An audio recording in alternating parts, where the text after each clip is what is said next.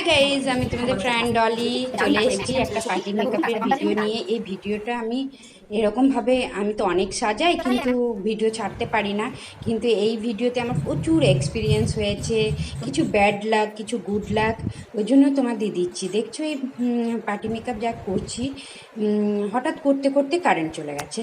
এরপর আমার বাল্বগুলো না দুটো চার্জার বাল্ব, কিন্তু দুটো দেখলাম হঠাৎ ধোকা দিয়ে দিল।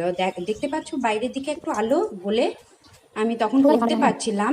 এটা কিন্তু পুরোপুরি টর্চের আলো দিয়ে, মানে মোবাইলের টর্চের আলো দিয়ে করা। তবে এই এক্সপিরিয়েন্সটা আমি শেয়ার করছি এই কারণে, কারণ এটা দেখো সাজানোর পর ওর এত ভালো লেগেছে সাজানোটা, কি ও পুরো রাত 12টা 1টা 12:30টার কাছাকাছি ও বিয়ে বাড়িতে ছিল। আর আমি ওকে মেকআপ ওই 5টা 6টার মধ্যে কমপ্লিট করে দিয়েছিলাম, কারণ ওর ছোট ছোট বেবি রয়েছে, ওকে সাজাবে।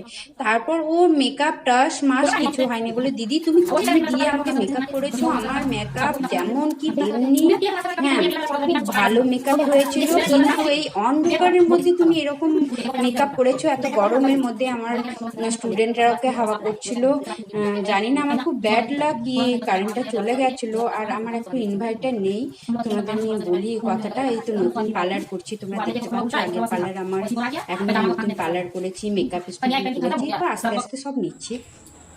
ফাইনাল লুক, এই লুকের পর ও আমার কিন্তু স্টুডেন্ট হয়ে গেছে, তারপরের দিনই ও শিখতে চলে এসছে। এটাই আমার হচ্ছে গুড লাক।